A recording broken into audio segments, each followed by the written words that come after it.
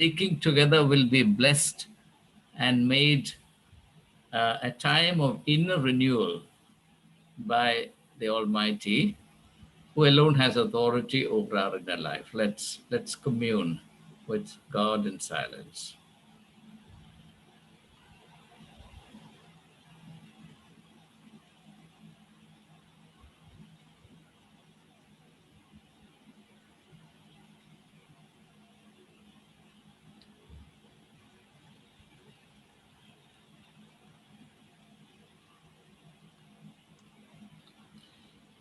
You who have given us, O Lord, the power of speech, grant us the grace to use our privilege of communicating with each other in a spiritually refining, enriching, and enlightening fashion. Through Jesus Christ, we ask.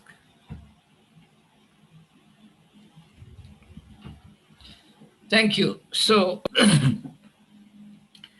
um, today, of course, is the discussion day, but before we get started, let me just offer a small nugget of thought. Um, the two ineradicable temptations in religion are covetousness and fear. Two avenues of weakness. Let me put it that way. The two avenues of weakness, universally so, without any difference of religion, culture, time, age, etc. You see these two things at work in the sphere of religion: covetousness and fear. Why I'm making a reference to this is that more and more information is breaking out into the public domain, especially concerning the Christian community, of people who are shrewd and smart and unburdened by conscience, trying to exploit people at these 2 points of their vulnerabilities. Most people are vulnerable vis-a-vis these two things. That is, the desire to get more and more, and desire to get in a dramatic manner to astronomical proportions. And secondly, of course, to be delivered from fear, which of course hands over the handle to others to manipulate them with fear. And you will notice that the godmen and godwomen of our times have perfected the art of thriving on these 2 points of universal human vulnerabilities. I thought when you come across these events, which is now happening with increasing regularity, you would be able to develop a perspective on these things. Because people are increasingly asking, why is it that, people are falling for these things? To tell you the truth, I will be surprised if people don't fall for it. We must be realistic. Unless and until people are trained and equipped to deal with these two vulnerabilities in human nature, it is almost certain that everybody will fall for it. And even though these have been from time immemorial universal human frailties, surprisingly, very little has been done, and still very little is being done to mitigate this problem. And maybe the reason for this, the reason why this is not being addressed, is that if this is actually dealt with properly, then there could be a boomerang effect, because it may compel a re-examination of how things are done in mainland churches as well. I will not go into more details, but we can subject them to discussions if you so choose. But it's very important for us. For example, Jesus said, watch and pray. Watch and pray. In other words, vigilance is fundamental to prayer. But unfortunately, our prayer life does not include any vigilance. Our prayer life is completely dominated by self absorption, so that praying becomes nothing more than presenting a shopping list to God. The larger awareness there must exist in the life of a child of God. Who is a child of God, by the way? A child of God is one who shares God's responsibility for the world. God is in a state of responsibility concerning the whole of creation. And you can't be a child of God and remain utterly indifferent to how the world is. And the simple fact of the matter is that our ignorance is a byproduct of our indifference. And we choose to be ignorant and indifferent because that helps us to dodge responsibility. If you remain vigilant as Jesus says you should, or if I remain vigilant as Jesus says I should, and I become aware of the situation around, the surrounding realities, I have to respond. I cannot, like the priest in the Samaritan story, look the other way and walk away. That's not possible. So, what is the alternative to being responsible for the world? Just remain in a state of ignorance. Well, I did not know. I, I did not know, right? And that was exactly what the lawyer was saying to Jesus. Jesus says, go and love your neighbor. He says, who is my neighbor? I don't know. That's what he's saying.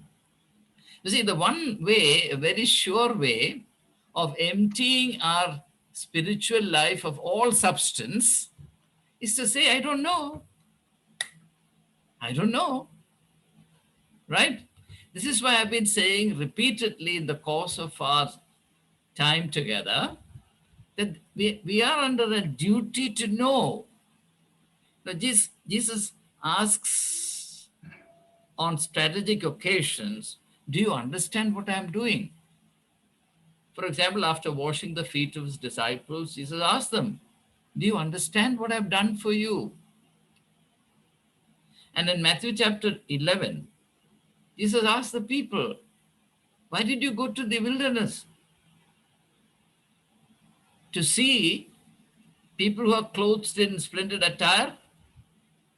Again, I ask you, what did you go there to see? Go there to see? So, the, repeatedly, there is this emphasis on the need to know. And then when you come to the crucifixion, the very first thing that Jesus is aware of is the fact that people act in utter ignorance. Father, forgive, for they know not what they do. And it has surprised me again and again these many years that there is a widespread assumption that we can all be Christians without knowing anything about what it means to be Christian. Christianity is the only game in the world which can be played without knowing what it is. You can't play guli danda without knowing the rule. You can't play football. You can't play any game without knowing. But Christianity is the only game you can play without knowing anything at all. because it's been reduced to a set of rituals, rites, observances, traditions, dogmas, doctrines, all of which do not make any demand on our ability to understand, because they are just performed for us. Now, I plead with all of us that this must change. It doesn't matter how old you are, how young you are. In the eye of eternity, we are all children. Even if you are 99, you're still a child. And a child must be curious. The beauty of a child is curiosity. Only adults believe without asking, what is it? Why? The child always asks. That's why Jesus says you must turn back and become like children. You must ask. You must be curious. You must always preserve the vitality of your inner life. Okay, so especially in these wicked and crooked times, it is necessary for us to be discerning and vigilant, which is possible only when we have some degree of clarity in understanding what the way of Jesus Christ is. So, with that, I'll just conclude the introductory curtain raiser sort of remark. Now we'll deal with questions. We have a time of discussion. Zach, you want to get started?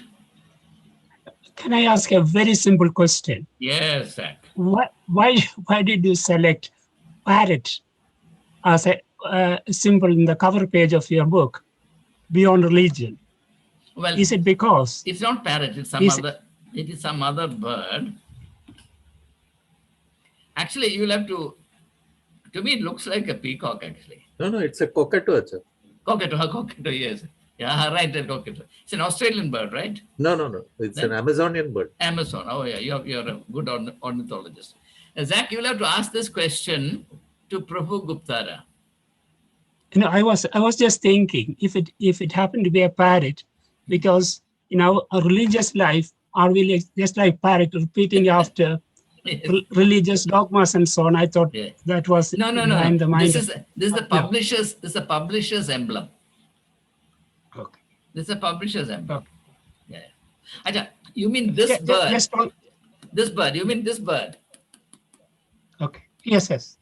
Okay. Yes. This. See, it's a very interesting question. Let me explain this. The first cover designed by the artist on Prabhu's instruction was a plain cover with some sort of ornate lettering. So I was not very happy with it. I said, look, in the text, I introduce an image of progress. And progress is imaged as a bird. And this goes back to a painting. A bird that sits on a hill, right? Now, the face of the bird is turned backwards to the past. The wings of the bird are outstretched. And the wind of change is working up a momentum beneath the two wings. That's a wind of historical necessity. The point is that even though the bird experiences a backward pull, it cannot but fly forward. In other words, I'm trying to indicate the nature of the substance, the material the reader is likely to encounter in the book. Now, in the book again, I explain this as follows. Almost the entire knowledge produced by humankind is static knowledge. For example, I mean, you are from the medical background. You fix a frog on the table, you cut it open, you study anatomy, right? So you have to fix the frog. You can't study a frog in motion. And this is the point that Henry Bergson, the French philosopher, raises in his book, The Creative Evolution. Now, he doesn't say this, but I'm building on what Bergson is saying in that book. Spiritual knowledge is not the static kind. It is the kinetic or dynamic kind. That's why Jesus says, abide in me and I in you. The only way you can understand Jesus is by abiding in him and he in us. What theologians do is to try and understand Jesus exactly the way a student tries to understand a frog on the dissection table. Okay? Subject this phenomenon, this mysterious phenomenon, to rational scrutiny, rational analysis, all of which is predicated on the static model of understanding. You understand?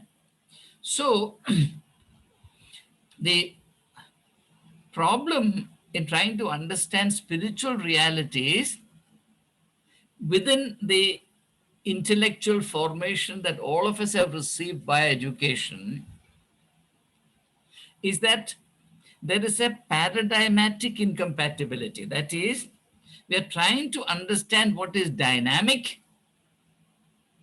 through the medium of what is merely static. This is why often when you try to explain spiritual states and spiritual realities, language becomes inadequate, right? Because the language that we have developed is of the same kind. So therefore, if you again look at the cover picture, you see that the bird is caught in this kind of what I call creative turbulence. You understand? So the time of historical necessity is creating this kind of turbulence underneath, so that the bird of progress flies forward. So that's the idea. The book looks forward to something. Okay? Just one more thing. Just one more thing. In the 14th century, the 14th century mystic who wrote The Cloud of Unknowing, yes, he says, it is in the unknowing that we know. Yes. You're referring to Jacob Boehmer? I don't know who wrote that book. Jacob Boehmer is a German mystic. Yeah, by the way, Jacob Boehmer, Boehme, pronounced Boehmer. He influenced German philosophy to a great extent. I have to admit that I tried to read Jacob Boehmer and I had to give up. It was much too difficult. Again, I'm not blaming the author. I'm only saying that my own conditioning on account of my intellectual academic training does not make me eligible to understand insights of that kind. I propose to return to Jacob Boehmer in course of time. Yeah. The cloud of unknowing, yes. Now let's have questions.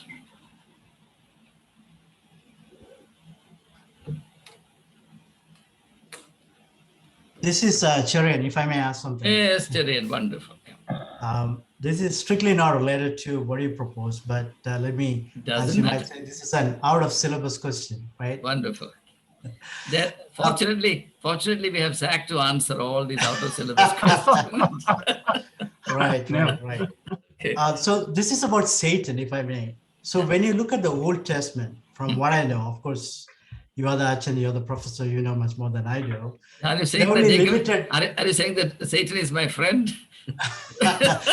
From what I understand, there are only limited references to Satan, right? I mean, the whole Old Yes, Testament is based on, God, Lord, the Lord of Israel versus other gods. Whereas, except there are references about the Job incident, where Satan is present and so on. But when you look at the New Testament, including teachings of Jesus and Paul and others, it's just full of reference to Satan, the devil, and one of the things that Jesus does is, of course, delivering different demons out of people.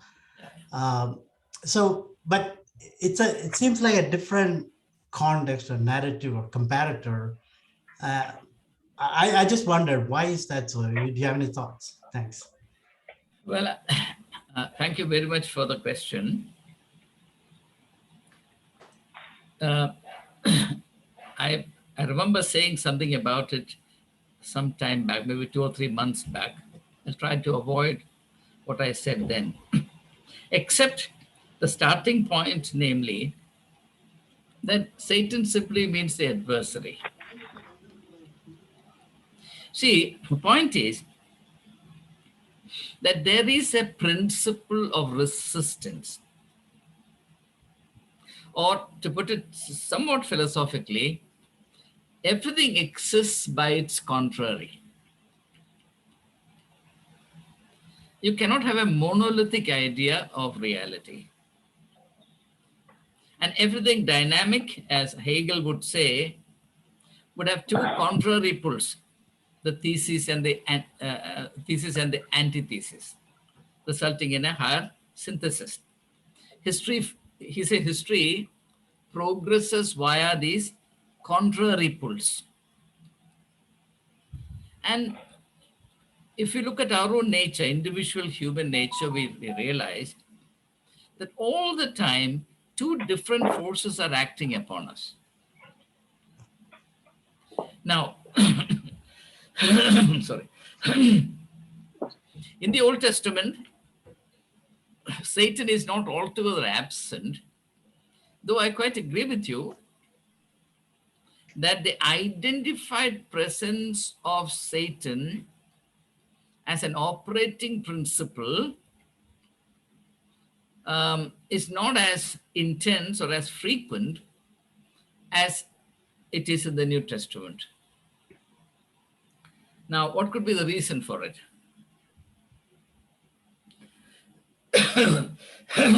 Sorry.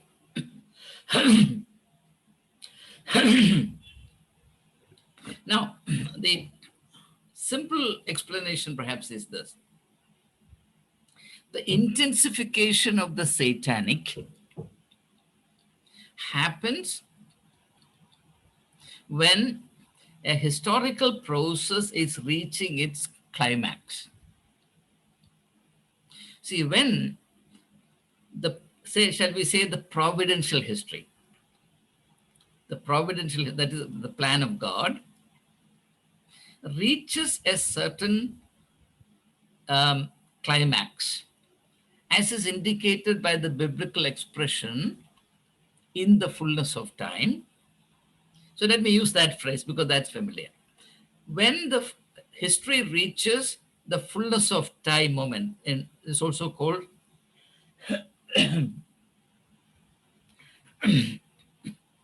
chronos or climatic time.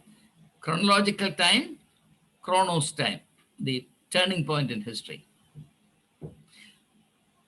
It is only natural that there is an intensification also of the resisting principle. I mean, it's very simple to understand. The opposing force must match the pushing force. I know if the mightiest, the strongest man in the world is pulling the rope, tug of war, and you put a child at the other end of the tug of war and ask them to fight it out, you create a grotesque picture. You have to put an adversary who matches the person on this side. So Insofar as the advent of Jesus into history marks the messianic moment, or to use an expression from T.S. Eliot, forcing the moment to its crisis. Quite naturally, there will be an intensification of the opposing force.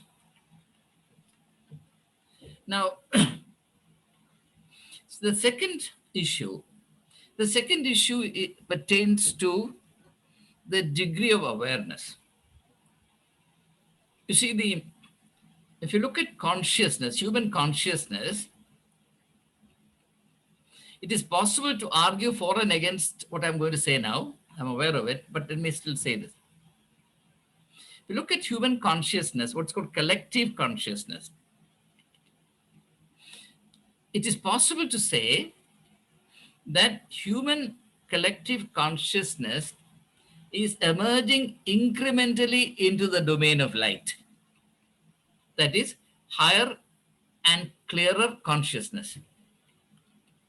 In the early phase, the consciousness of the human race would be, shall we say, in a twilight state.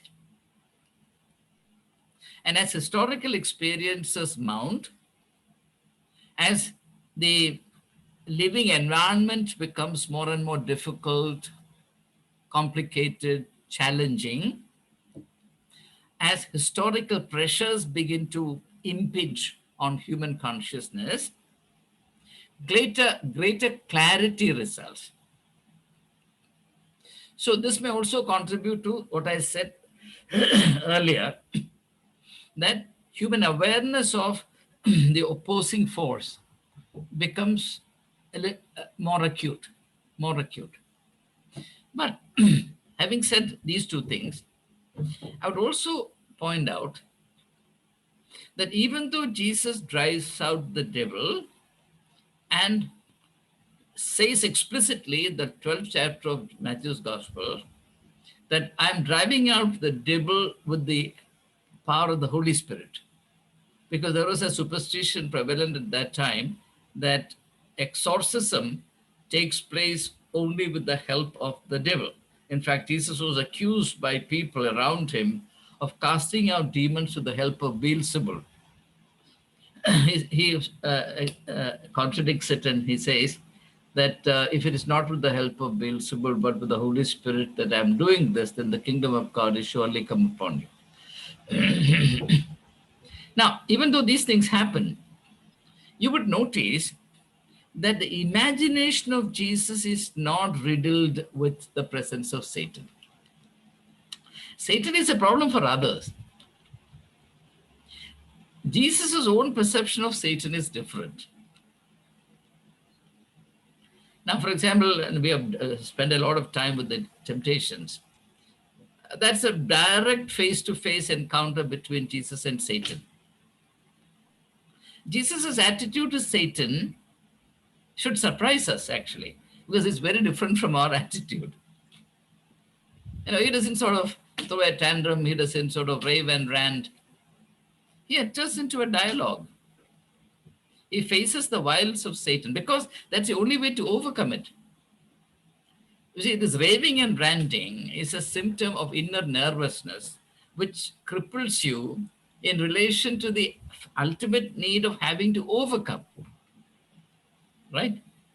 So, the fact that the diabolic or the force of evil makes a comparatively intense or richer presence in the context of the messianic work of Jesus means that this is the time that finally the power of evil, the kind of, shall we say, perversive power of evil is finally tethered, finally brought under control.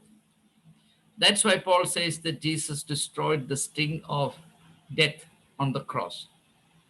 And that, Jesus broke the head of the serpent via crucifixion, etc. So the promise of, or the assurance of spiritual victory granted to those who believe in the Lord Jesus Christ through his crucifixion is built on this idea that at the crucifixion is the final showdown at which the principle of evil is overcome. Now, the word overcome is very important. Overcome means coming over, that is, approaching it from a higher plane. So you can either have a head-on collision like two goats fighting, coming and ramming into each other, or you can come from a plane above, higher, and prevail over it, master it. Okay? So the the satanic principle, that's our belief. That's our belief based on the four gospels, is overcome at the cross by a higher principle, which is the principle of love, incidentally. Sorry. Now, the question that you would then ask is this: if the principle of evil has been overcome on the cross of Calvary, how do we explain the continued presence of evil in the scheme of things, which we still experience? The world has not been sanitized of the presence of evil. Satan is still operative, right? So therefore, the question will naturally arise as to how Satan can still be operative and potently operative after his head having been smashed by the Son of Man on the cross of Calvary. Now, this is, of course, a moot question, and the only way perhaps I can face this is by perhaps invoking the Second World War. You see, after a truce was formally proposed between the two forces, skirmishes continue to happen in different theaters. And it took a while, I think a few months, for everything to finally die down. Now, I don't know how satisfactory this is, but I also need to say that the idea of overcoming, that's why I emphasize the word overcoming, does not really mean the final elimination. Overcoming need not be eradication. For example, you eradicate malaria, which means that malaria doesn't exist. India eradicated smallpox. It doesn't exist. Now, the idea of overcoming is that through this particular experience, humankind is offered the spiritual power to encounter this reality and attain a victory over it at the individual and collective levels, if you so choose. There is no guarantee. Now, this is what is called spiritual automatism. That is, Jesus died on the cross, therefore all is well with the world. Now, that doesn't exist. Yes, Jesus died on the cross, and through that, a possibility is opened without making that a universal automatic condition. A possibility is opened for individual believers to face the wiles of the evil one and to prevail over it. In other words, we have much less excuse to succumb to the wiles of the tempter now than people had 2,000 years ago. I'm afraid I can't go beyond this. However, I'll nurse your question in my heart for many more months to come, and at some point in time, maybe something better. In the meanwhile, all of us, let's all address this question. And thank you very much. It's a very healthy practice to keep questions in our minds and keep working at them, because at least that will give us a sense of purpose in life, sense of direction, and it helps to maintain our inner dynamism. My brother-in-law Thomas raised a question with me, and we are working on it. And every day I work at it. May not may not be long hours, but at least 30 minutes to 1 hour I work on that question. It's not easy. It's not easy to handle spiritual questions. We have to spend a lot of time, pursue it over a period of time. And I'm very sure that interesting insights will emerge from that exercise. All right, let's proceed to the next. Can I? Yes, Raji. Yes, Raji. Now, I have three things to say. One is the topic that you just discussed.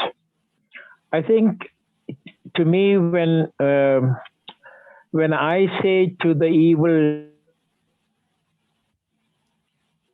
my dignity, and it's much more humiliating to the devil, a mere man telling him to shut up. And I think that is one of the way God gives us what the evil ones, that I can say no to him and he has to listen. It's not just Jesus showed the way to us that, I don't have to be afraid. I can just tell him to buzz off and he has to listen. And it's kind of giving us authority. Right. That's one way I look at it. And the second question was about the story of the talents that you sent out. Yes, yes. And the man with one talent, I was thinking he had a very distorted idea of his master. Yes, yes. And because that was, it's not just a talent or what he used, but he had a very twisted idea of his master. Yeah. And we all carry that twisted ideas of God most of the time, which was wrong, actually. And the third thing I just want to ask the group, like we have been listening to the Bible study for the last many, many months. A lot of new revelations, new thoughts. I wonder how many of us can honestly say what areas of our lives have been changed or transformed even little bit after going through this course.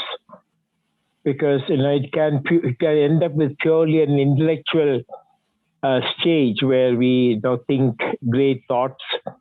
But how has it affected my soul? And did I myself changed in any way? And so I think that is one question that we need to ponder. Because I think if that doesn't happen, then it will be kind of a nice gathering to discuss amazing things without any application to my own life. So I'll just leave it there. Yeah. Good. Yeah, as I fully agree with you regarding the first point. Whether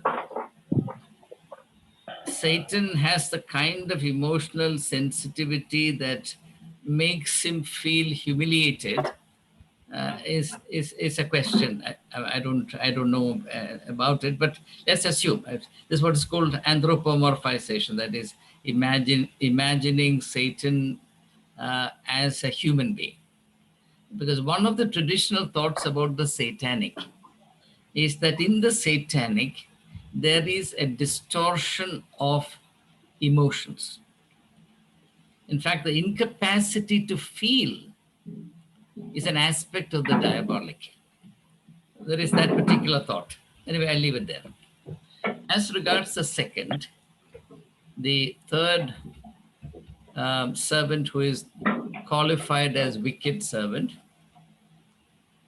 Now, the reason why he has a distorted image of the master, and I have dealt with it in that piece of writing,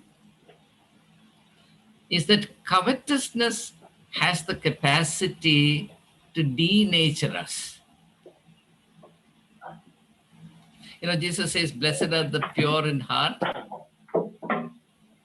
and they shall see God. Our seeing is very substantially interfered with by covetousness.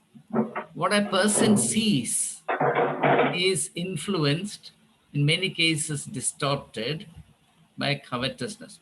There is a crude country story about this, that there was a greedy man, a shopkeeper, who, there's a story that priests usually say, so you'll see the flavor of it. So he never used to go to churches so that he could avoid putting money into the offertory box. So the time came for him to die, and he was in his deathbed, and the local pastor felt that that was his moment with him. So he went with his kapiara, the with carrying a crucifix, the Virgin carrying a crucifix. And the man was in his bed. The priest went, said a prayer, and at the end of the prayer, he took the crucifix from the Virgin and held it in front of the dying man. It was a wooden crucifix. He indicated that he would like the crucifix to be brought closer to his eyes, which was done. He had a good look at it. Then he raised his fingers like this, 3. So the priest was very elated. He said, now he is acknowledging that God is Trinity, the triune God. He is declaring his faith in the triune God. So his soul is saved. So he said this somewhat loudly to the verger. The wife of this man overheard this, and she came and said, Padri, that's not what he's saying. He's saying that he will buy this only for 3 rupees. So when he sees the crucifix, he sees only a commodity which he can buy at a favorable rate. That's a problem with covetousness. So the reason why the other 2 went out and worked is that they had the enough freedom to hand the totality of what they had to the master. They are not giving just the 2 talents or 5 talents, they're giving the 10 talents and 4 talents. That is something that no covetous person can ever endure. He would say, well, this is the product of my sweat and labor. Why should I give it? So it is the prospect of having to part with everything that perhaps held him back. Then he went and buried his talent. And then a person becomes defensive, and offense is the best defense. So he launches into an attack on the master. And that's how the story goes. I mean, there can be a different interpretation for it. I just noted down the thoughts that came to me. Okay. And the third was what? Third is the extent to which anything that we have shared so far has been felt to be useful. But that certainly is the crux of the matter. Knowing, as Jesus says towards the end of the Sermon on the Mount, without doing is of no use whatsoever. Now, a person who shares some thoughts has no means to ensure that these are acted upon. Even Jesus couldn't do it. That's why he says, he who hears these words of mine and does them is like a wise man who built his house on the rock. Now, let us look at the other possibility. Will we be any better off if we don't have this awareness? Now, if lack of awareness is a better option or a better state or a state more conducive to our spiritual wholeness, then surely that must be the option. On the other hand, I believe that there is an outside chance that an idea could rub off somewhere, and that has happened in my life. Not everything that I have heard in the past has created a stir within me. I'm not saying this only about spiritual knowledge. I'm also saying this about intellectual, literary, philosophical knowledge. Certain things appeal to certain people in certain moments. You can't standardize these things. One can only act in faith and assume that at least in the case of 1, 2, maybe 20, a special moment will come when something could spark uh, an inner realization, an inner beginning somewhere, and it could then take its own course.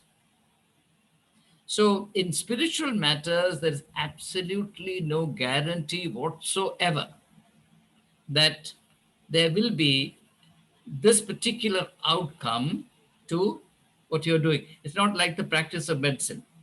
If you prescribe medicine or if you do a surgery, then you have, and that's the strength of being a doctor.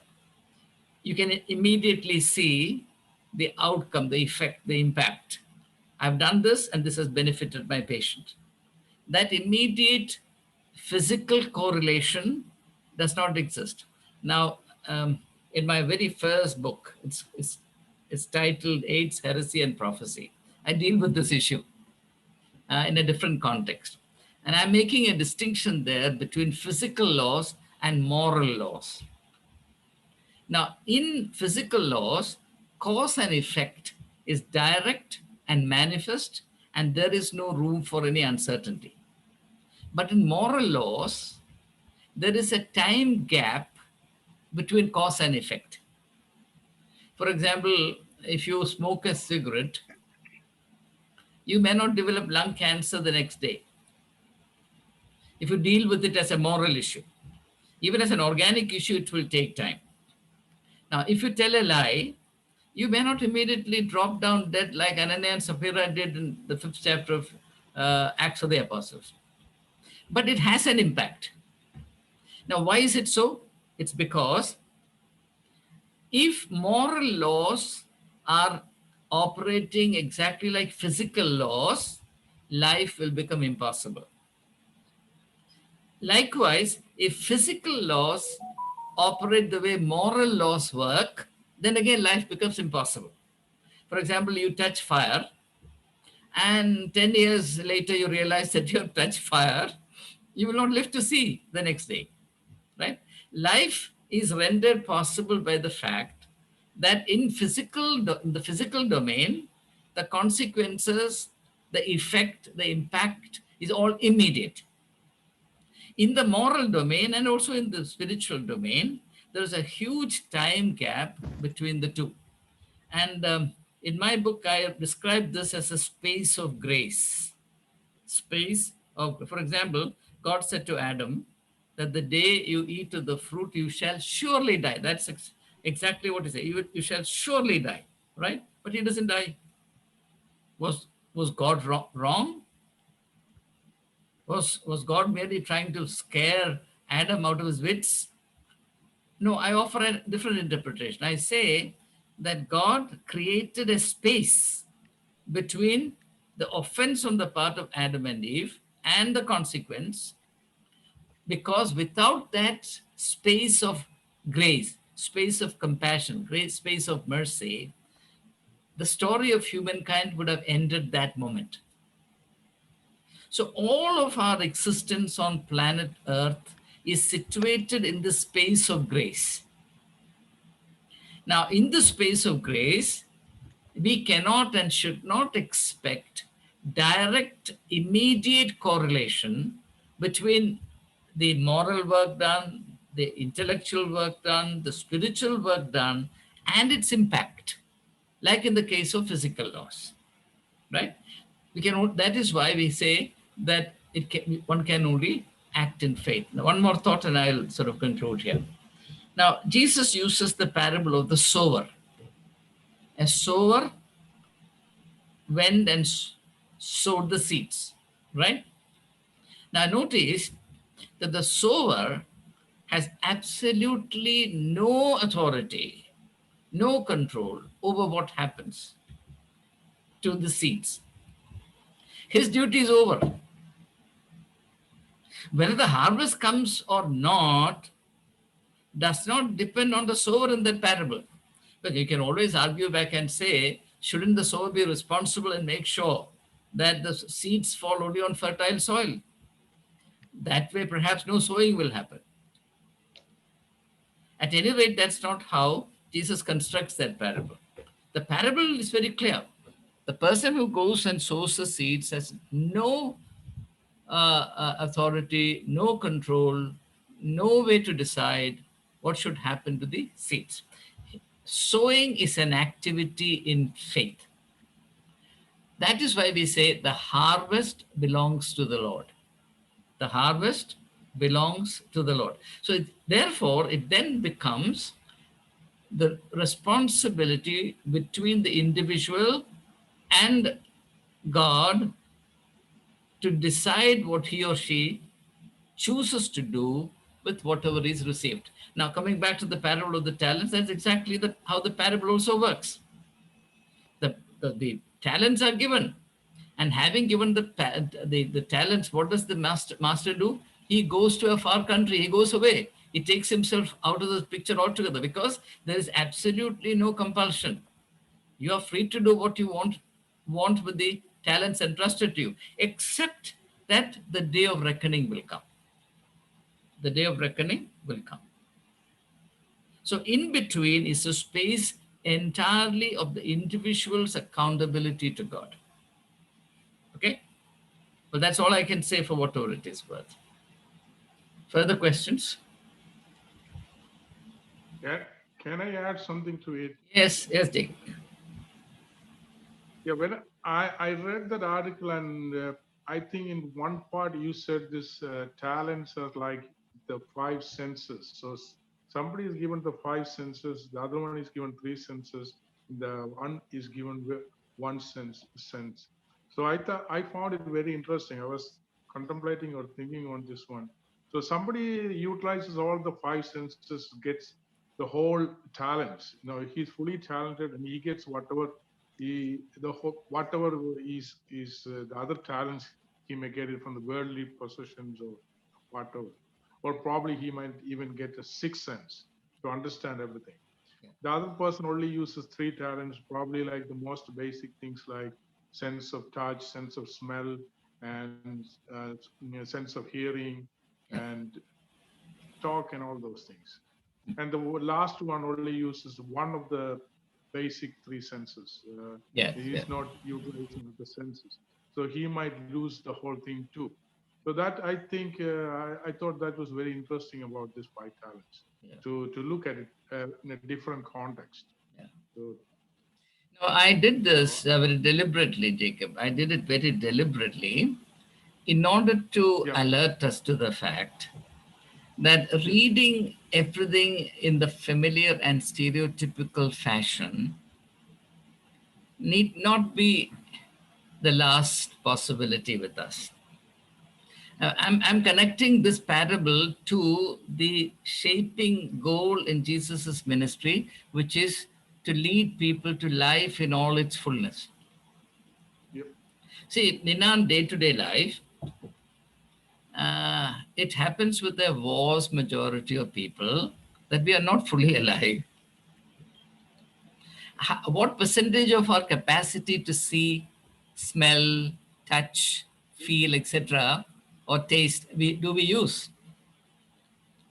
And as I said once before, the extent to which these senses which are given to us, senses are the windows of our soul on the world around. The extent to which these senses are used depends also on what we live for. If you are living to very small goals in life, you don't need your senses to be fully alive. You can manage with very little of it. So I was trying to sort of, I'm meditating for myself. These are ways by which I am teaching myself. Basically, these meditations are my attempts to teach myself. These things may not appeal to others, but I'm trying to make some sense out of these things. Then, of course, I connect it to the last dying moment, how one after the other all these things will go.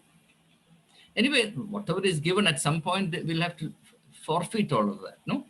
So while we have them with us, how do we use them? That's our sense of accountability to the Creator, right? So yes, I sort of deliberately put in there knowing that it will cause some turbulence. I meant to disturb the reader. That's why I brought it. Yes, next. I have two questions. Yes, yes, Anne. Yes, Anne. Yes. So, Can you hear me, Acha? Francis, Anne has sort of come in before you. After this, soon after this. Soon after Anne, Francis. so I have two I'll come questions. later. Yes, yes. Yeah. Yes, Anne. Yeah. One question is with respect to what we were talking about just before some time. Why is it that no man was able to overcome sin? Why is it that Jesus was the first to do it? And with that, why is it that Jesus had to come even? The second question is with respect to something that you had written in the article that you sent to us, which is that stagnation breeds anxieties. If we are not going anywhere and nothing can happen, why would we be anxious? That seems counterintuitive. Yeah. You're a doctor, you should know the answer yourself. Something called imaginary fears. 99% of our fears are actually imaginary. Anyway, I'll come to that.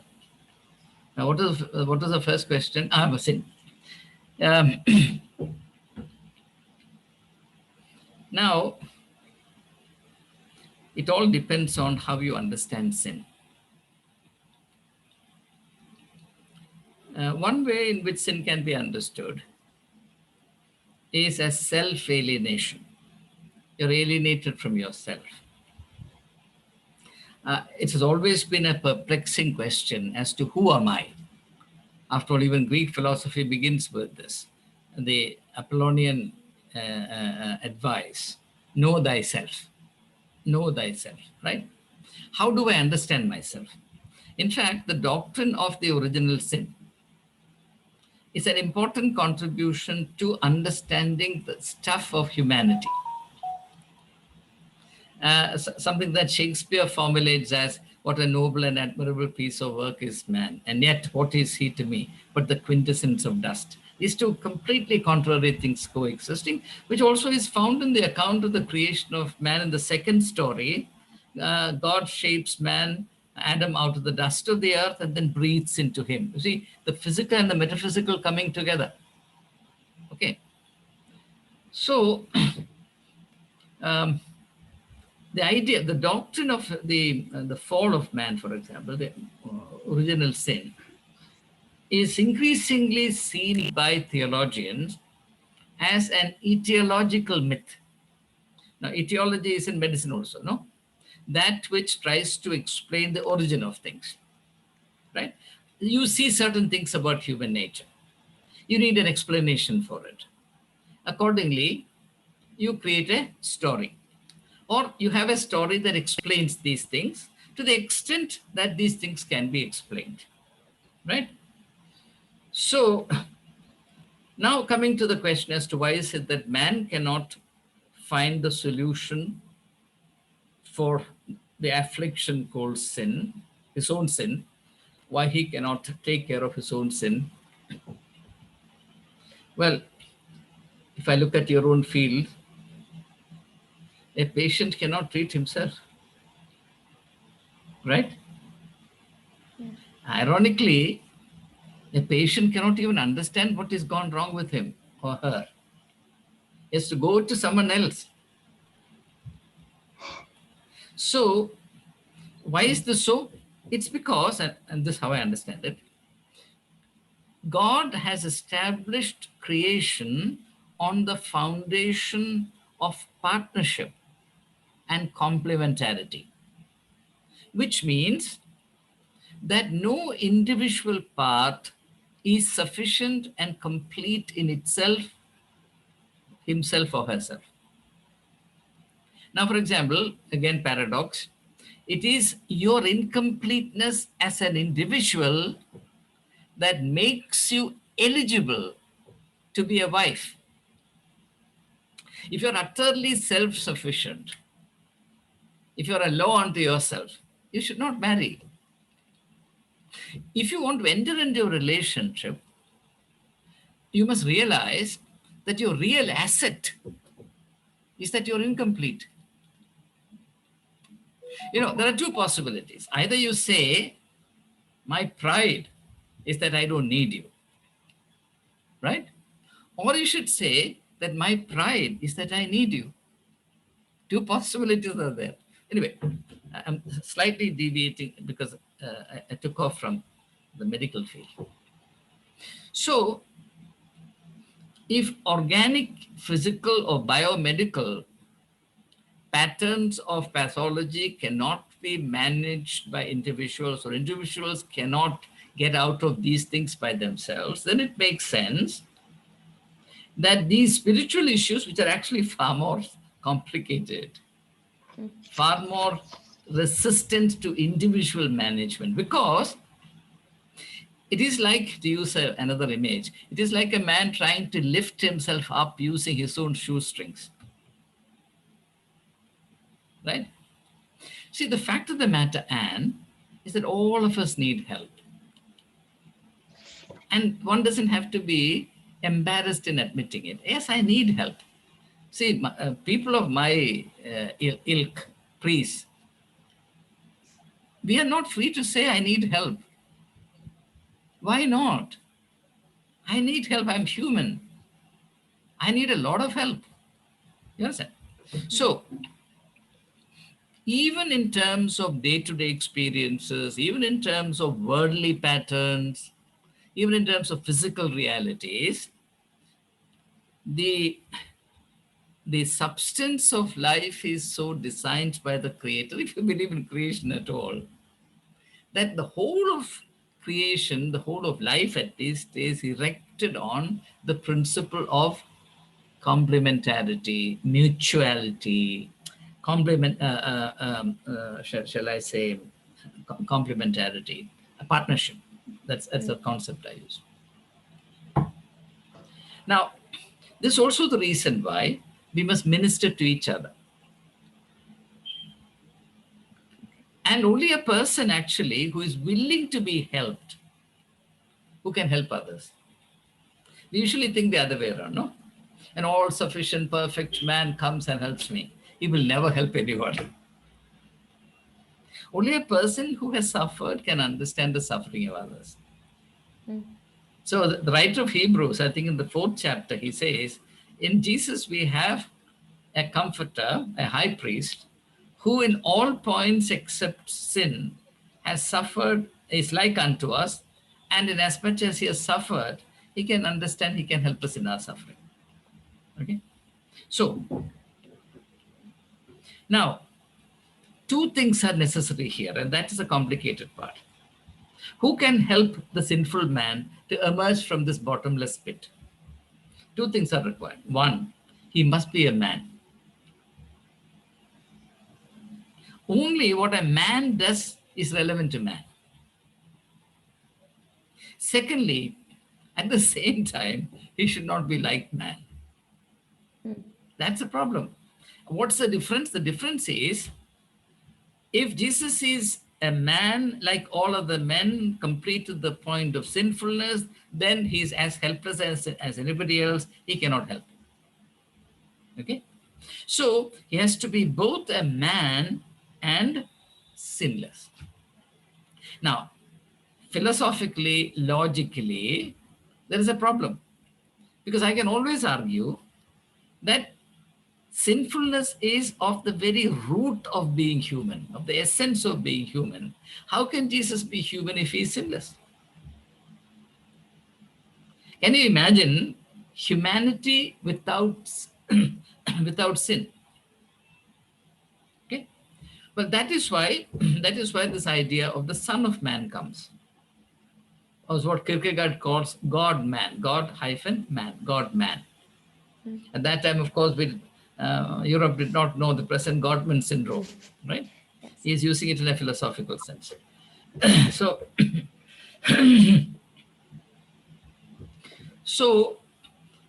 it makes sense, even logically, it makes sense to me that only someone who is different from me can actually help me. But to want to help me, he has to be akin to me in terms of my humanity.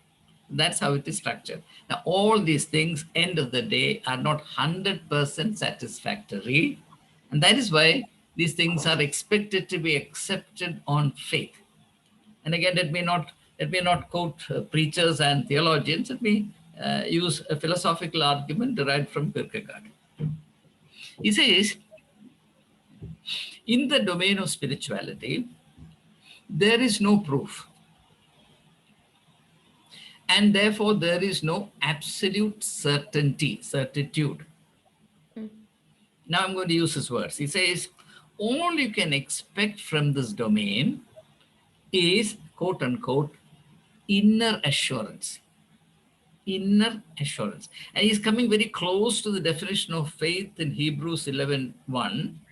Faith is the assurance of things hoped for and the evidence of things not seen. Right? Is almost coming, is not using religious language, is using philosophical language for it.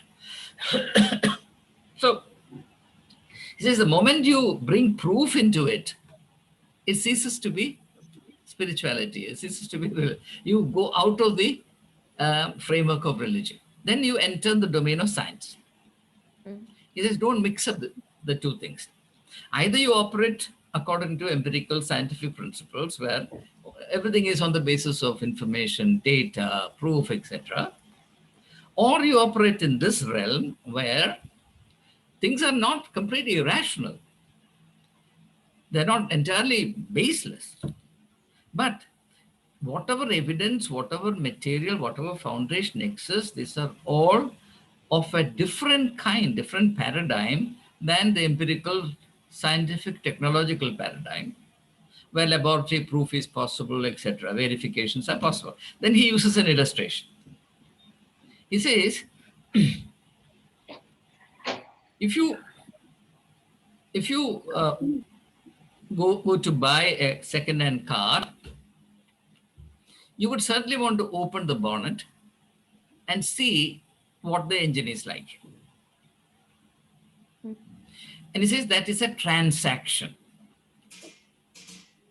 But he says transaction is not a compatible mode of operation in the domain of religion. Because if you use the transactional mode, then you hit the roadblock very quickly. What is the transactional mode? You go to a shop, you want to buy an item, and you hold out the equivalent money and you get the object, the item, right? That's a transactional mode. There is no gap. There is no space for faith in the transactional mode. If you go to a shopkeeper and say, give me a bar of chocolate, but I'm going to pay you in currency which is invisible. You can't see the currency I'm going to use, but I'm paying you all the same. You must accept that I have paid you with invisible currency. He will say, please leave me alone. On the other hand, in the domain of religion, you don't have visible currency. A great deal happens at the level of the unmanifest or the invisible. Now, if you don't have the gumption, if you don't have the stomach to deal with that divine logic, if you like, then you're not fit for it. So Kierkegaard says, make up your mind. This is how it is. And this is how it is going to stay till the end of history. This is not going to change.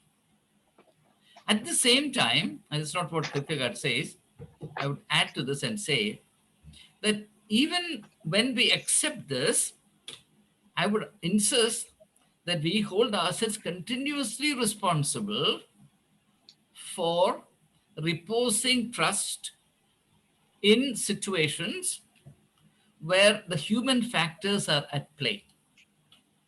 See, it's like this.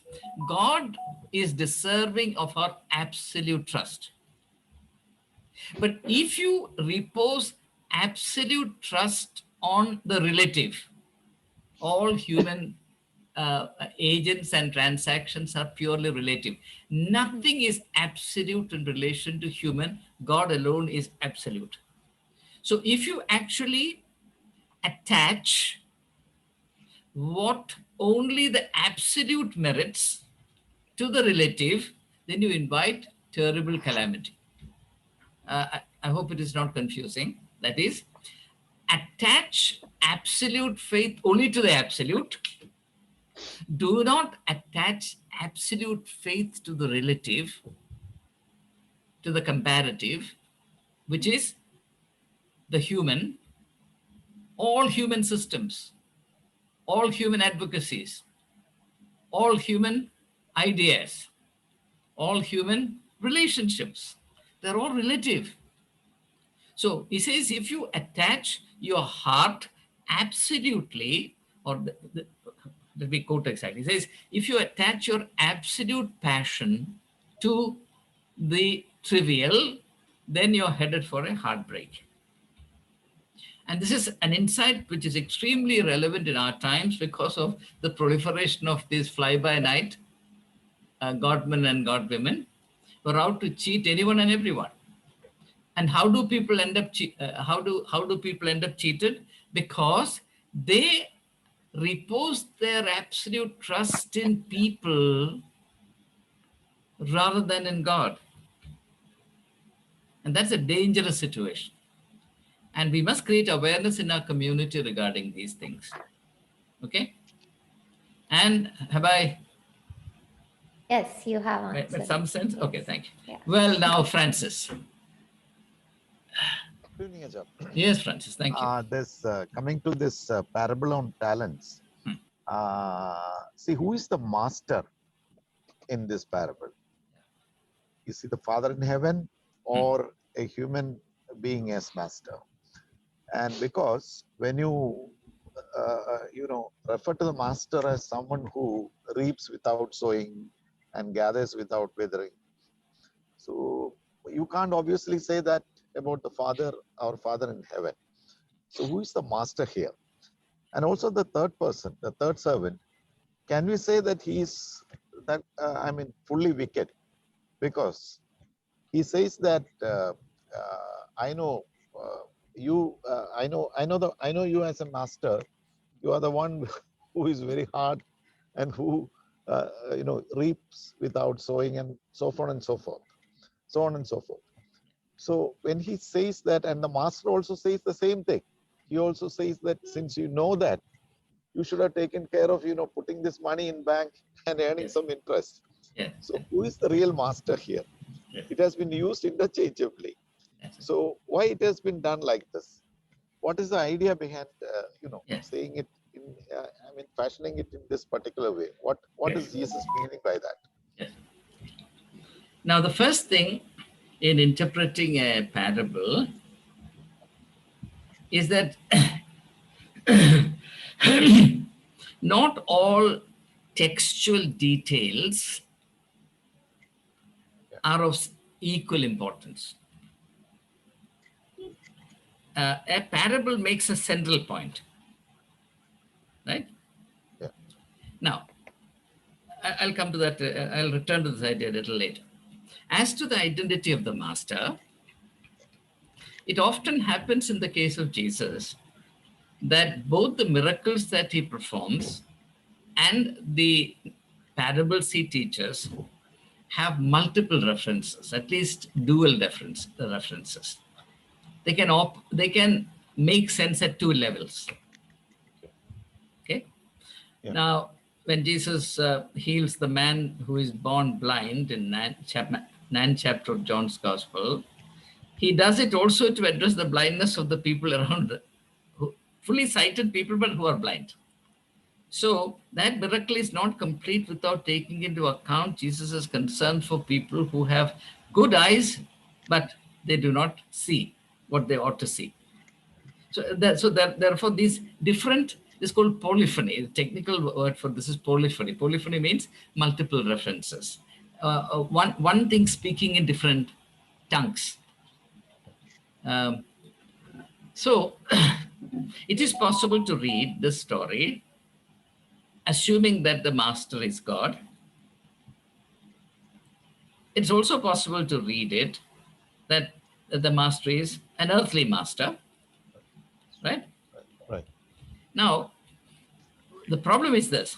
When you read it as the Father in heaven, the Master in heaven, Yeah. then certain statements will begin to sound jarring. You should have put the money to Shori and you, that kind of thing, right? Yeah. Does God want us to earn and give him material things? In fact, I'm surprised.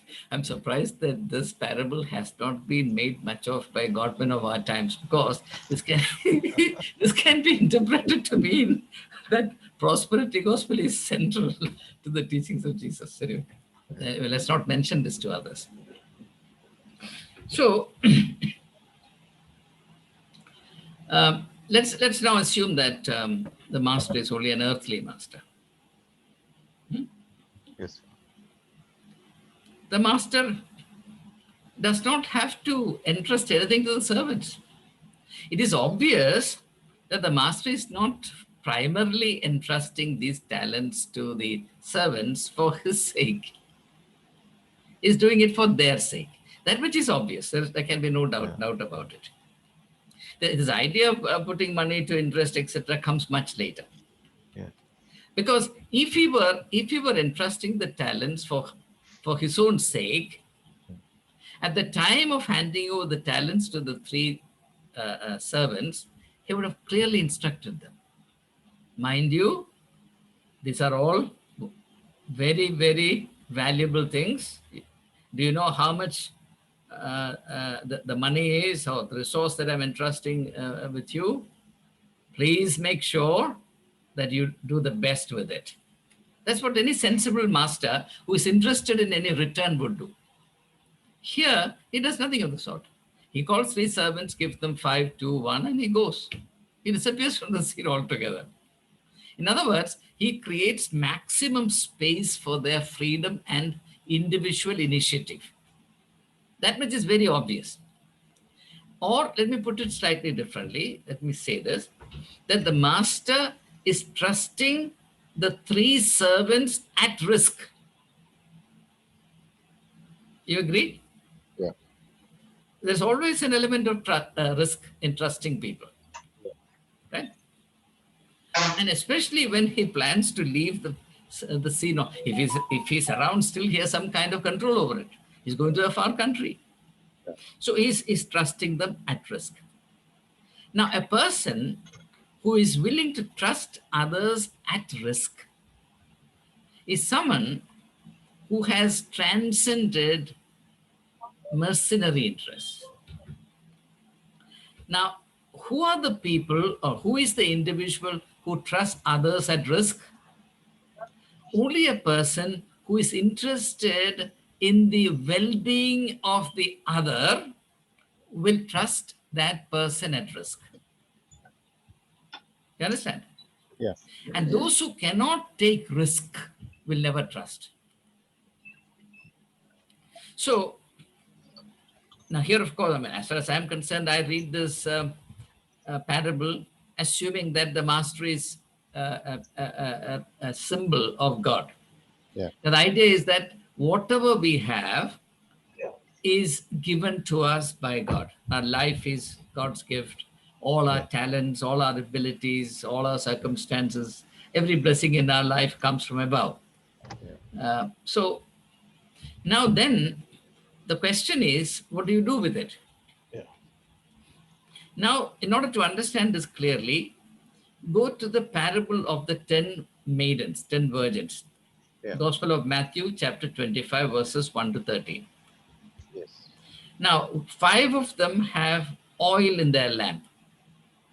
5 of them carry empty lamps. What is that oil in the lamp? The oil in the lamp is enthusiasm. See, you can be part of the show without really feeling enthusiastic about the bridegroom. So the one thing that is required of the human relationship with God is, again, quoting Kierkegaard, infinite passion. You cannot and you should not relate to God between sleep and wakefulness. In a soporific, like the way we feel in Sunday service in the church.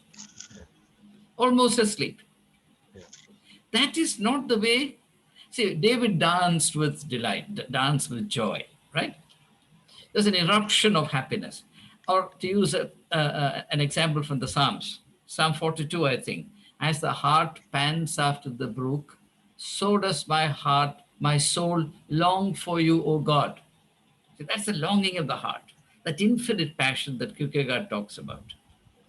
So Jesus is saying that we have to be passionate about the master.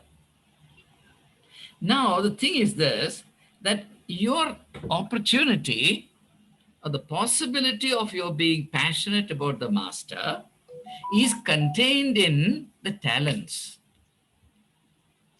See, passion becomes an abstract thing unless it is applied to a particular experience or particular work or something. Yeah. Now, for example, as a political leader, you can say that I'm overflowing with love for the people. Love, love, love, love, love. But your love becomes authentic when you do something and your deed becomes the medium through which your love for the people becomes authentic. You understand? In the same manner, God gives us talents to serve as the medium through which our passion for Him can be expressed or incarnated. Right? Now, suppose you have no talent at all. Suppose you have nothing to work with. How will you express your faithfulness to God? Now, I have something called the spirituality of work. I'm very excited about it. Work is so important in biblical spirituality. Talent is whatever that facilitates work. It is much more than capital. In Karl Marx talks about capital, right? Then, of course, he talks about tools of production and marketing, etc. But in my opinion, all of that put together, all the factors, all the ingredients that Karl Marx puts together still will not become work. That's why he's clever. He does not use the word, well, he uses the word work, but Hannah Arendt says that that's not work, that's only labor, industrial labor. Work has a very different connotation, she says. According to Arendt, work cannot be separated from creativity. However, that's a very large issue. So therefore, the idea of talents being entrusted to us for a particular purpose, if that much is clear. Now, let's look at the third servant. Now, on what empirical basis, let's exclude a bad word, big word, on what factual basis can the third servant say that the master is wicked and he gathers from where he does not sow? There's absolutely no basis. It is totally fanciful, whimsical, invented. It's a wrong ascription. It's a wrong the ascription. master admits to that, no? What? The master himself admits to that, saying Well, that since you know that. See, Francis, Yeah. when we interpret something, Yeah. there's a sequence. Yeah. There's a sequence. Now, the master deals harshly with him at the end, not before that. We must not read backwards. Okay. If you read backwards, what you do is you carry the harshness of the judgment. A day of judgment will come. Yeah. That is not going to be hunky-dory. Yeah. You see, for example, we are given a lot of freedom, right? Yeah. But all that freedom, when abused, takes us to a point of stalemate. That is not going to be an easy situation to handle. For example, somebody who abuses his health by smoking, chain smoking for 20 years, develops lung cancer. His plight is horrendous. Horrendous. Now, at that time, you can't say, why can't God be merciful to him? How cruel God is. And the man himself says, God, why me? Now, that's not sentimental. See, sentimentality will not work beyond a point. There's a limit. And at that point, it is cut and dried. It's absolutely like the swish of the sword. There is no mercy beyond that. You understand? Yeah. Now, just like, even in physical law, it's like that. You see, you can climb to the top of a tree and, you can jump from there. That's fine. But there is a harsh, painful, maybe lethal fall at the end of that exercise. You can't change it. You can't change it. You see, as the Chinese philosopher Lao Tzu said, you can do what you want, but you can't change the consequence. Do what you want, but you can't change the consequence. At that point, it is terrible. There's no mercy. Okay, so that's the reality that Jesus tries to bring in through this parable. And if you try to sort of read it in a worldly sense, then the turbulence you're experiencing makes perfect sense. But here it is used in a parabolic sense, where this looks forward to the end of times. Judgment, end of times. Now, Matthew 26 again, the last parable, which is a parable of the sheep and the goats. People are divided into two. Those on the left, those on the right, the sheep and the goats. Right. And one section will go to everlasting suffering. Now, because these days it's not fashionable to talk about hell, but the fact of the matter is that there are consequences to our actions. And when consequences begin to play out, it's not going to be fun. Yeah. Therefore, it makes sense to be aware of these things. For example, that is why even in secular thinking, like in management, what's his name? John Covey, what's his name? 7 Habits of Success. Anyway, he says one of the things you must keep in mind is your death. Stephen Covey.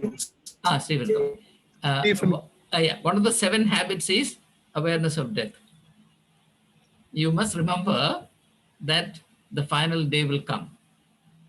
Okay? Yeah. So in that sense, yes, that element of harshness is there. But please understand that harshness is invited by the third servant, whereas the other 2 servants experience the sweetness of the master. It says, well done, thou good and faithful servant. You have been faithful in little, therefore I'll make you responsible for more. It's a very sweet experience, right? Yeah. So you can't be doing wicked things and expect sweet outcomes. Figs can't be gathered from thorns and thistles. That's right. Okay. Well, again, thank you for raising this, because this is very interesting. Very interesting. Such questions are rarely asked. I'm glad that after reading that note of yours, just thinking. I'm sorry, I was traveling. I was coming from Pathanamthitta and I was in the car. So you may not have heard me properly also. Okay, brother. No, it's okay. No, I've understood your question. Okay, thank you. Next. Yes, George. George, that again? Yeah. Yes, George. Yeah, carry on. Good evening, Achin, and everybody else. Thank you. Yes. About what you said exactly now about consequences. Stephen Covey himself says you cannot take a stick with one end and pick with one end, the other end automatically comes. So you're responsible for the consequences of whatever you choose. This is very clear. I mean, it was a sideline mark comment about. My question is about the 3 talents, the parable of the talents. In my personal opinion, the parable has lost its relevance to today's situations, conditions. Yes. Because in my opinion, all the 3 servants, no matter their delivery, they are trustworthy. They were loyal. They did not grab the investment given to them and run away.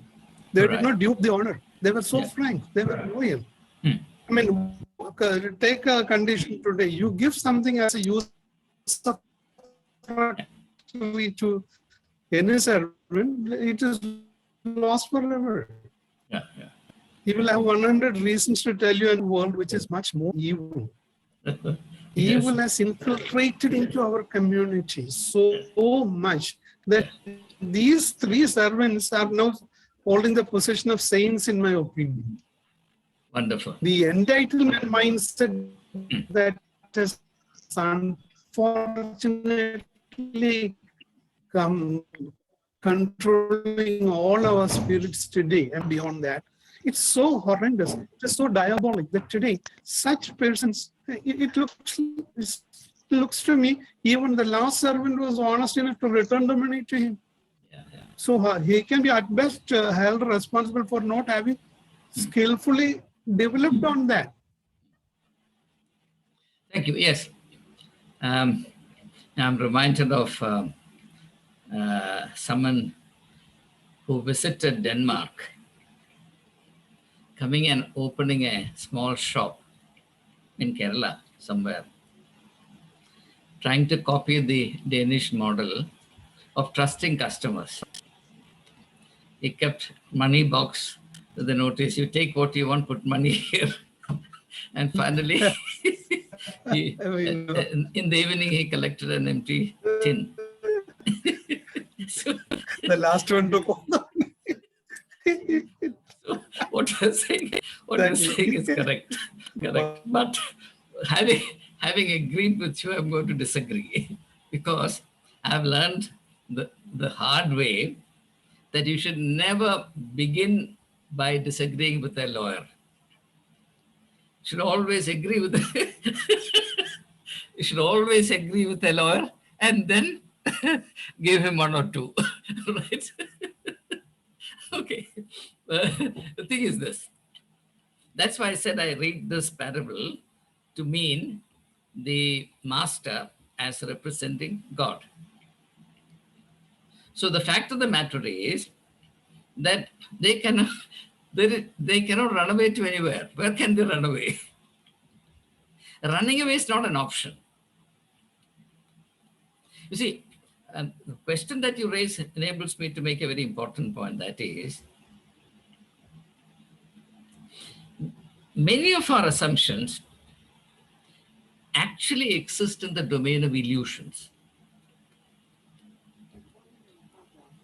We may think that, oh yes, we can run away, and even cheating a shopkeeper for that matter, you don't run away from it. It follows you all the way. It follows you all the way right to the brink of your grave. You can't run away. There's no escape. It's an illusion that there is an escape. That's one thing. Now, the relevance of this parable to contemporary times and relevance to this parable to human condition at all times is this, that the given is the ladder to the not yet. Okay? How do you progress in life? It's only by taking what is given to you with great enthusiasm and earnestness and using that as a springboard to the not yet. If you're not excited about what is given to you, you will stay stuck. You will remain. That's a problem with the third servant. Now, here I need to say something which is very obvious, but I still need to say this. There's a difference between biblical morality and law. In law, it is enough that you don't offend. In biblical morality, it is necessary that you do what is right. It is not enough that you don't do what is wrong. You have to do. This is called active practice of benevolence. Active practice of benevolence or active practice of good. Mere avoidance of evil, what's called sterile virtues, are not enough. For example, in the story of Lazarus and the rich man did not bother Lazarus who lay rotting at his gate. He did not do what he could have done, he should have done. And therefore, he faces the consequence. So there is this emphasis on the positive dimension of practicing virtue rather than the mere avoidance of the wicked and the evil. So Jesus, through this parable, is alerting us to the problems that abound in this kind of non-dynamic way of life. Playing safe. What was the third servant doing? He was playing safe. He had a fanciful or purely whimsical idea of the master, which is, as I said, not based on facts. Based on that, he chooses to play safe. My master is a wicked fellow. So if I now go and employ his talent and something happens to it, then I'll get into serious trouble. Now, I would therefore argue that this grotesque picture of the master created by the third servant is done as an excuse for defending and perpetuating his lazy, empty, barren life, which contains nothing. All you do is, the only work you have done is you have gone, dug a pit, put your talent there, and you're relaxing thereafter. Doing nothing. It's a life of emptiness. And of course, when you lead a life of emptiness, your conscience will bother you all the time. You will be open to hundreds of anxieties, apprehensions. You will see problems where none exist. You will see patterns that are purely fanciful. And not only that, you will begin to believe in them. That is why this kind of emptiness or vacuity in life is a terrible burden to carry. So, by being passionate, by remaining excited about what God has done for us, done in us, and entrusted to us, we redeem ourselves. We make that. This is actually, that's why I said that this parable must be read in conjunction with the goal of life in all its fullness. The servants, the two servants who went out and worked with the talents at once, the most significant expression is at once. It shows enthusiasm. They exemplify fullness of life. And the third servant is the exact opposite. So it's in this context that you must see the wrath that the third servant provokes from the master. You see, the thing is that generosity has another side. Love has another side.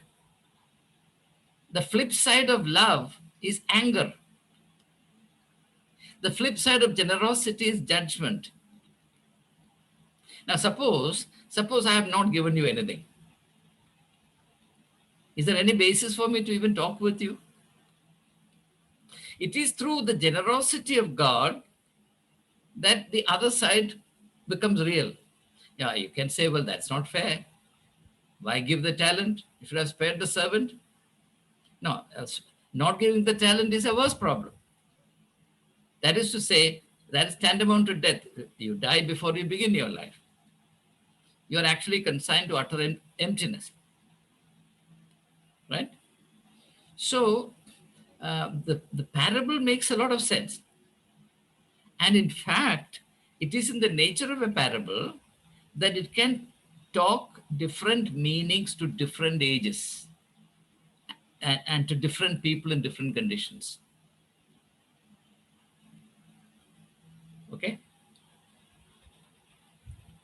You don't look convinced, but yeah, it is true. I do admit what you have said, but another flip side again, if I must say so, is, you see, taking a hint to the legal structures about the Constitution of India. We lawyers tend to believe that Constitution was drafted with the foresight of seeing a kind of decent, standard, nice public people. Right. But it has been given into the hands of evil people, and the whole thing has been completely damaged to the core. Yes. So a decent constitution as intended for a decent class of people is in the hands of indecent people who are bound to destroy the whole things. This is the similar case, more or less. The talents were given to trustable people. Yes. They were at least honest. That's what I said. Yes. Admitting it straight, whether they produced a result or not. That's a different question totally. But as such, and then taking the third servant, if we assume that the quantity of talents given to the three people were known to all of them, hope that it was not done in camera without the knowledge of the Yes. others, Yes. then the third servant has every right to protest. Why is that kind of discrimination to me? He has one point to say there. Yes. You have belittled me in the presence of others. This is also, as you have correctly said, this is a question of an entitlement mindset, that getting orientation instead of giving orientation, that getting orientation, what you have mentioned. Yes. This kind of a mindset is now completely overwhelming our society by and large, from the top to the bottom. The constitution, the authority, everything is in the hands of third-rate people who cannot be trusted at all. Yeah, that's why I felt that as a lawyer, George, as a lawyer, you should study this problem, which is very real, also in relation to the limitations of law. Law is a very limited instrument. The practice of law is even more limited. The law is purely negative. There can be no law which says, like Jesus says, love one another. There can be no law. There can be a law saying that you should not attack somebody. Secondly, in the practice of law, there are all kinds of problems. Now, a judge is bound hand and foot by the legal system he has to handle. The case law, the precedent, then how charge sheets are formulated by the police, how political influences play, what role money plays in all this, then lack of integrity and professionalism on the part of lawyers. All kinds of things are playing in this field. So a limited instrument in a very, very problematic context can only produce this kind of result. In fact, given all this, I'm surprised that some people here and there are getting some justice, right? So law has a problem, but the parable itself is dealing with a different order of realities. It is not law. In fact, if you approach it legally, then whatever you're saying is correct. That the master should not have condemned the third servant because after all, he returned the money. Now, the point is that spirituality is not legalistic. In the spiritual domain, you can't say, well, you've given me one talent, I'm giving it back. No, it has to grow. Why? Because if you study the spirituality of Jesus, there's a tremendous emphasis right through on growth. Human life is all about growth, isn't it? Now, suppose a person at the age of 50 behaves like the way he behaved at the age of 2 or 3. We will ridicule him as infantile. The normal thing in human life is growth, not preserving something as it is. Now, a couple get a baby. Will the couple be happy that my baby has remained baby for 20 years, weighing 3 kilos and 100 grams? No, the parents will die of a broken heart. Therefore, wherever love is operative, the joy is in growth. And he who turns his face away from growth invites condemnation upon himself. This is the inflexible law of life, George. We can't change it. We can't complain. That's how it is, and that's how it should be. I believe that's how it should be. If I'm given something, what's the excuse I have for not developing it? You tell me. All the happiness I've known in my life, happiness has been of a limited supply in my life, but even so, if I have experienced any happiness at all in my life, I can say this to you without any hesitation. It's all about having used what little things God has entrusted to me. There's nothing else in my life. That's why I'm so excited about this parable. And I know that the only reward in life is your personal growth. If I worked, yes, I got my monthly salary, but that was not my main reward. My main reward was that through the work I did over a period of time, I grew gradually, very slowly, painfully, but I certainly grew. That's a happiness in my life. And where the joy of growth is absent, there will be weeping and gnashing of teeth. It is a fact.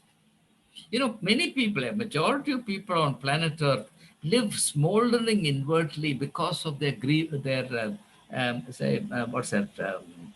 unhappiness, self-resentment. They resent themselves, frustrations. If only I had done it. If only. It's very unfortunate. My plea with everyone is, live your youth, keeping your old age in mind. We should so manage our youth, active life, that from the way we live, we can carry a treasure into our old age. When all the power of work is gone, the hands begin to tremble, the backbone bends, senses dull, there will be that inner treasure that Jesus talks about, the hidden treasure, on which we can still grow, we can still draw. And those who have to live with emptiness in their old age are indeed living hell upon this earth.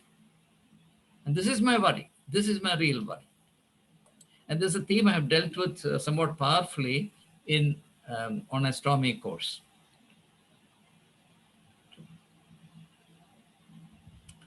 Any further question? Yes, Sachin, the very purpose of our life, be that spiritual, physical, Yes. The very purpose of a human life, be that spiritual, physical, or metaphysical, or whatsoever, is to see that today is better than yesterday and tomorrow will be better than today. Exactly. That progress is not made. What are we here for? Exactly. That's the point. Whenever you say about the progress, this is the force that hits me back. Yes, our intention is not simply to get to heaven and live forever. That is again being selfish, egocentric. The mission given to us in this world is to tender, nurture the Garden of Eden, the culture here, and to make it, as we say, utilitarian. So, George, when Jesus an egalitarian society is to be built up here, where everybody has the equal rights and privileges. See, when Jesus said that you should be the light of the world, what he really meant is that you should live and perform 100% in terms of all the faculties and possibilities entrusted to you. That's what light means. Light is a symbol of fullness, radiant fullness, right? Exactly. And the presence of such a person actually inspires. There's power in it. Yeah. And if all the Christians attain that stage, it will be such a powerful witness. Exactly. And there'll be no Sangh Parivar, nothing. We will not have to live in fear of any of these things. If there is a Christian community which can radiate this spiritual power, which comes out of living life to the fullness of life. Achan, I am surprised that in our worship service order, it's a CSI order, the 5 principles, noble principles of Tagore's Gitanjali are very clearly written.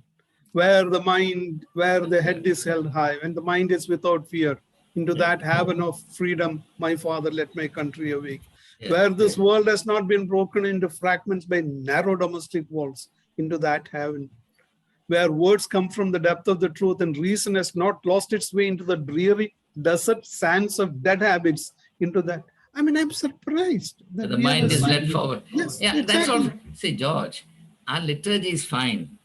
But as Laji says, with respect to our own course, and quite rightly, the liturgy doesn't connect. Truly The liturgy is like a course. I hope it fares slightly better than that. All the good things are there. Yeah. But it's done in such a manner that it doesn't connect anywhere. I wonder myself whether even our Achans have read that Gitanjali piece in the service book. Openly. But even if Achans want to read, the parishioners will not allow him to read because he is saddled with so much of this extra work. For anything and everything, Achan must come, right? Yes, true. Achans are really overworked. Any further question? I'm waiting for a question from John Anthony. No session can end without a question from. Yes. Well, it's not a question actually. I mean, there are a couple of questions. Very good, very good. But I would like to say that what touched me here today is about that space of grace that you mentioned. And Dr. Laji spoke about, are we benefiting through this course? And I was just thinking of that. And I thought of different domains of my own life. And I thought, what I was thinking is that, like, I was looking forward to a course like this, which I've already mentioned to you much earlier too. And certain areas of my life, I have thought about a whole lot of things before. And in certain spaces, I am in that space of grace. Okay. And in that space of grace, you also did mention about, vigilance is fundamental to prayer.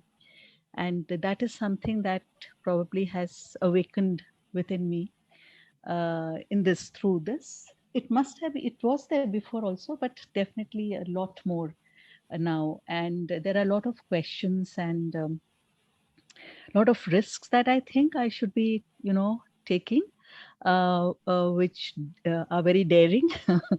And it's something like, it's kind of a preparatory phase, which I could say for my own self. And that's why I was not speaking, because I was thinking so much about the heavy laden sessions that we have every time we meet, actually very heavy laden. And I do listen to it a couple of times during the week, just to figure out things for my own understanding. But there was one point that caught my attention today, apart from many others, was you mentioned about the insensitivity to feel. The emotional aspect is diabolic. So I was just thinking about, there are people who are insensitive to others, like the narcissistic. And then you tend to, in psychology, we look at more of, environmental factors and upbringing, so many other external factors that could be having an effect. And so therefore, there's a very thin, dividing line between what we consider in psychiatry or in psychology as diabolic and as a mental, disorder, which could come because of the chemical, processes or the environmental factors. So that left a question which I was trying to ponder on, and which I thought maybe I'll ponder on after the session, because it did take me time and I lose out on your talk. So that was one thing that, hit me to think further on it, that to what extent do I really put in the diabolic part into this? Though I do believe there is, because it is there in the Gospels and we've seen it too. Yeah, well, this is all the tyrants and dictators in history were all emotionally challenged. Hitler, for example, Hitler did not have normal feelings. Stalin likewise. And cruelty. Cruelty is supposed to issue from a failure of social imagination. The incapacity to experience one's kinship with the other. Okay? That's called fellow feeling. Now, for example, we talk about compassion. Right? God is compassionate. In fact, in Islam, God is always exalted as the compassionate. Right? In Buddhism, compassion is the ultimate virtue. What is compassion? Compassion is the root of compassion is passion. If you are not if you are not passionate, how do you become compassionate? Compassionate means feeling for the other exactly as you feel for yourself. How do you feel for yourself? Very passionately. See, people who say, oh, you should be very, very sort of forbearing, somebody takes 1,000 rupees of your money and runs away, don't mind, it's okay, fine, But you take 5 rupees from their pocket, you'll find them becoming very passionate about it. All the stoicism will be gone. So passion, one is always passionate about oneself. Though, because you are in psychology, psychiatry, in extreme stages of human degradation, even the capacity to feel for oneself can be lost. That's a very, very unfortunate state. Extreme carelessness. Okay? So the idea then, the problem of self-destructiveness comes in. The idea of fullness of life, now to take a look at a different side of this, also involves developing the emotional side of our personality. In classical thinking, Greek thinking, human nature, they understood human nature in terms of 3 things: thinking, feeling, willing. Easy to remember. Thinking, willing, feeling. Now, if any one is missing, the other 2 are also crippled. So if you are deficient or defective in your feeling, it will also undermine your thinking and your willing. Your willing is the capacity to act. Right?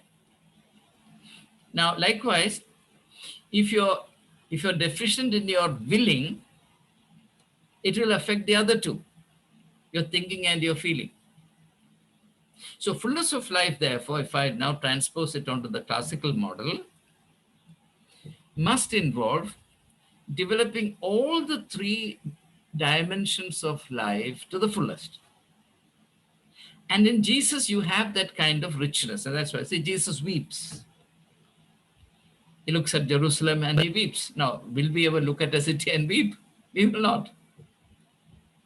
He not only weeps at the tomb of Lazarus, he also weeps at the city. Now, in the story of the woman with an issue of blood for 12 years coming and touching the hem of Jesus' clothes, he feels power going out of him. See how sensitive he is? How sensitive? His clothes. I mean, in the midst of a huge milling crowd, somebody comes and touches the hem of his clothes and he feels power flowing out of him. What kind of a sensitivity? In Mark chapter 2, when the Pharisees are grumbling in their heart, Jesus senses it. He says, why do you grumble in your heart? Look at the sensitivity. We don't want any of these things, but we want some kind of telepathy. Jesus was so intensely, richly, vitally alive and human. That's very inspiring.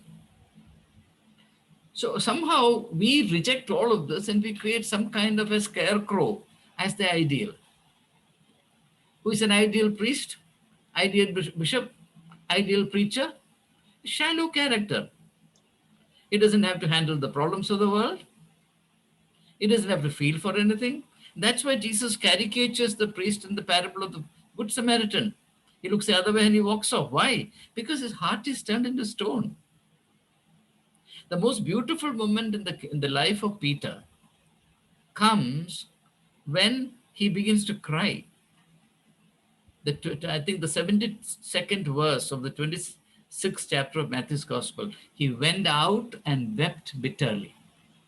Haunting words. He went out and wept bitterly.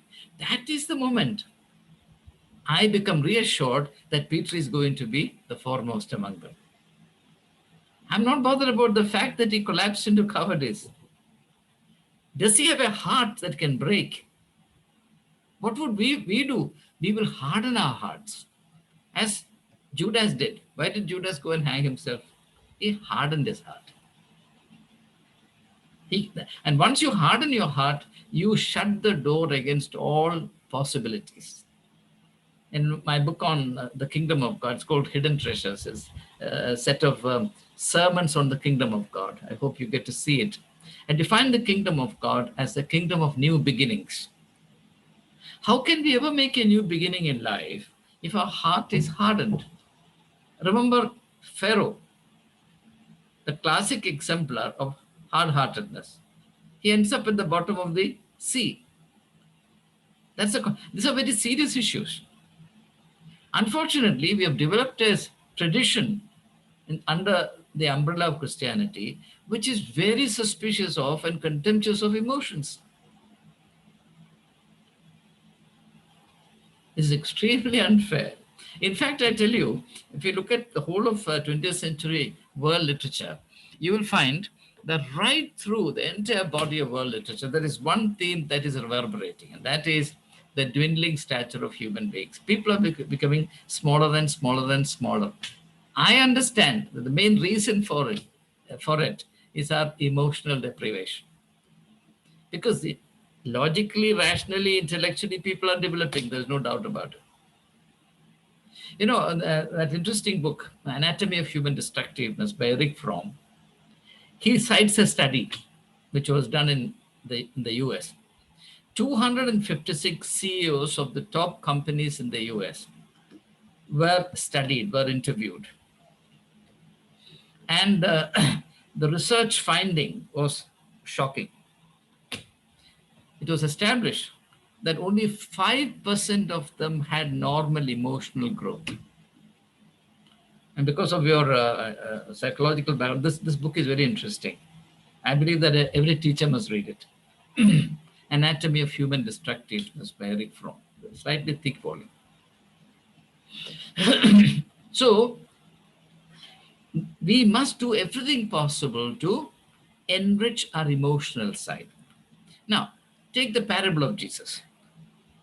It is quintessential creativity. For God's sake, tell me, can anyone be creative if he is emotionally dead? Will your imagination work if your emotions are dead? So look at it in any which way you want.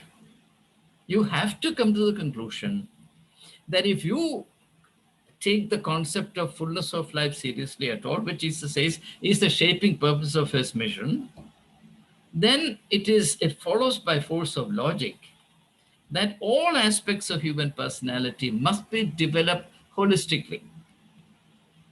You know, I think Charles Darwin enunciated the law of correlative growth. Correlative growth. And the meaning is simple. In an organism, if one part grows, all other parts will adjust to it. Likewise, if one part suffers degeneration, all other parts also will be affected. In some cases, it may be even positive. For example, if a person becomes blind, then there is a compensation with excellent memory. There it is positive. But in the majority of cases, decay in one member will result in the decline of the efficiency of the whole, affecting also all constituent parts. By the way, in correct English, when we refer to a living body, we should not use the word part. We should always use the word limb. Part should only be used, a native speaker of English will use the word part to relate to only what is mechanical. Your car has several parts. Your mixie, your kitchen machine has several parts. Whereas the human body has only members. Now, I have to admit that sometimes unthinkingly I also commit this mistake, though theoretically I know that it's wrong. In my writing, of course, I will correct it, but not in my spontaneous talk. So I thought I would offer this much in response to what John has said.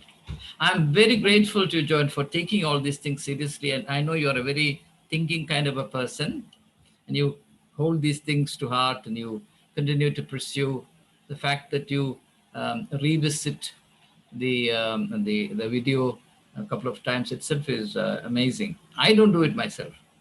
So you're way ahead of me in that respect. Thank you. God bless you for it. Any more questions? It's past 10 o'clock. How quickly time goes. Acha, we didn't get last week's link. Oh, I'm so sorry. Thomas had sent it to me immediately. Oh. I'll send it. I'll send it tonight. Got it. I think we did get. I'm under